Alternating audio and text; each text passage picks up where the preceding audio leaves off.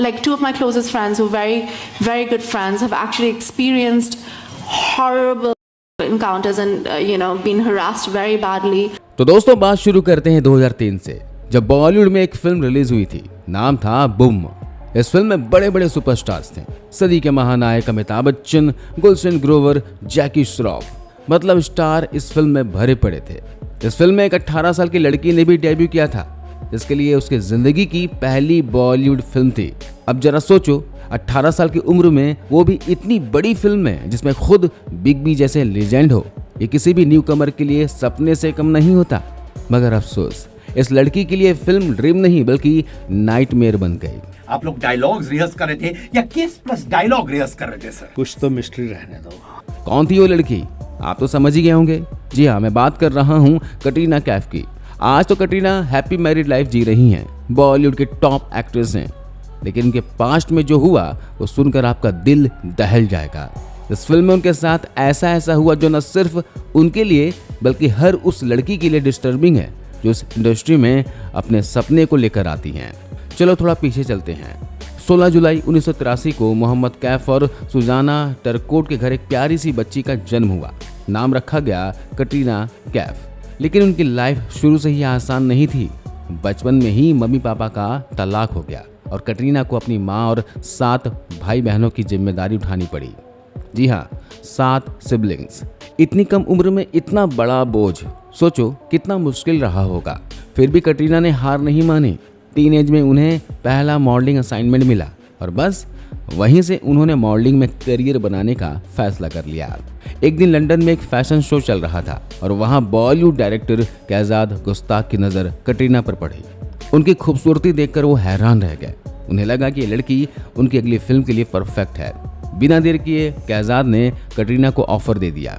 अब कटरीना उस वक्त फाइनेंशियली इतनी स्ट्रांग नहीं थी, सिबलिंग्स को सपोर्ट करना था, तो उन्होंने हाँ कर दी और वो फिल्म थी बूम।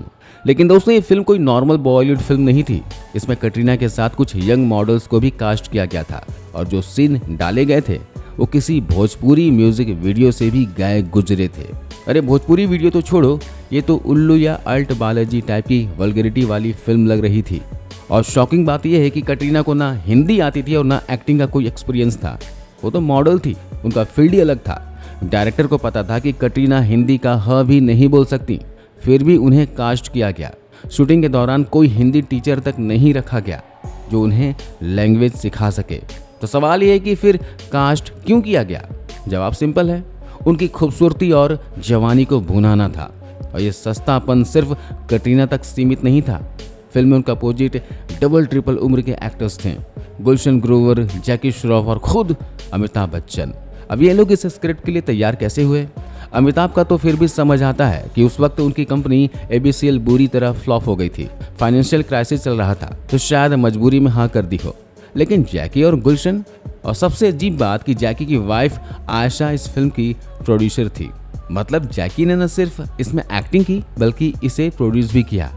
फिल्म में गुलशन ग्रोवर और कटरीना के बीच कई बोल्ड सीन थे। एक इंटेंस किसिंग सीन भी था और गुलशन ने इसका बहुत फायदा उठाया। उस सीन की रिहर्सल के नाम पर उन्होंने कटरीना के साथ बंद कमरे में 2-2 घंटे बिताए। सोचो, एक 18 साल की नई लड़की जिसे इंडस्ट्री का कुछ पता नहीं है और एक सीनियर एक्टर उसके साथ क्या क्या करता होगा। पर बताइए, वो सीन रिहर्स करने के लिए मैंने सुना आपने 2, 4, 6 घंटे लगातार प्रैक्टिस किए for that legendary seen in boom. Is that true? बिल्कुल ट्रू है।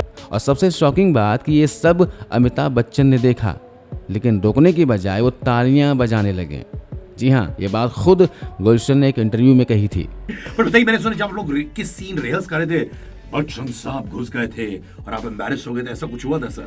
नहीं, वो अपने सीन की तैयारी के सिलसिले में वहाँ पर आए थे, तो उन्होंने क्या कहते हैं कि हमें इनकरेज किया और मजाक में डायरेक्टर को बोला, ये क्या है यार, इनका सीन इतना बढ़िया हो रहा है और हमारा सीन कैसा शूट करने वाले हो। सुनकर हैरानी होती है ना। एक बार सोनम कपूर की एक पुरानी क्लिप वायरल हुई थी जिसमें उन्होंने कुछ शॉकिंग खुलासे किए। 2018 में बिजनेस ऑफ फैशन के इंटरव्यू में सोनम ने बताया कि उनकी 2 दोस्तों ने इंडस्ट्री में भयानक अनुभव झेले। Like two of my closest friends who are very, very good friends have actually experienced horrible encounters and been harassed very badly don't want to talk about it, and I completely am okay with it. But they don't, because they, one of my friends was like, I don't want to be known as a victim for the rest of my life, especially in the film industry. She was like, I want to be desirable, and my whole career is built on that. I, take care of like my my siblings and my family, etc., etc. I do not want that to be what defines me. 7 siblings, कुछ याद आया? हाँ, कटरीना के भी 7 siblings हैं। सोनम ने नाम तो नहीं लिया, लेकिन इशारा साफ था। बूम के मेकर्स ने शायद कभी नहीं सोचा होगा कि जिस 18 साल की लड़की को उन्होंने कास्ट किया वो एक दिन बॉलीवुड की सुपरस्टार बनेगी। और ये मुमकिन हुआ सलमान खान की वजह से, जिन्होंने कटरीना को सपोर्ट किया, उन्हें इंडस्ट्री में सेटल किया। लेकिन जरा सोचो, एक विदेशी लड़की जिसे ना हिंदी आती थी ना इंडियन कल्चर पता था, उसका पहला एक्सपीरियंस इतना भयानक रहा होगा तो उसके दिमाग में इंडिया और बॉलीवुड की क्या इमेज बनी होगी। ये सिर्फ कटरीना की कहानी नहीं है, इंडस्ट्री में कई एक्ट्रेसेस के साथ ऐसा होता है। उन्हें कमजोर समझकर उनका फायदा उठाया जाता है, ऑब्जेक्ट की तरह ट्रीट किया जाता है, लेकिन डर की वजह से वो बोल नहीं पाती। डर इज्जत खोने का, काम छीनने का और उन पावरफुल लोगों का जो उनका करियर बर्बाद कर सकते हैं। और कुछ ने सच बोलने की कोशिश की तो वो इंडस्ट्री से गायब हो गई। तो यह है दोस्तों बॉलीवुड की काली सच्चाई, कटरीना की कहानी। आपको ये वीडियो कैसा लगा नीचे कमेंट करके जरूर बताएं।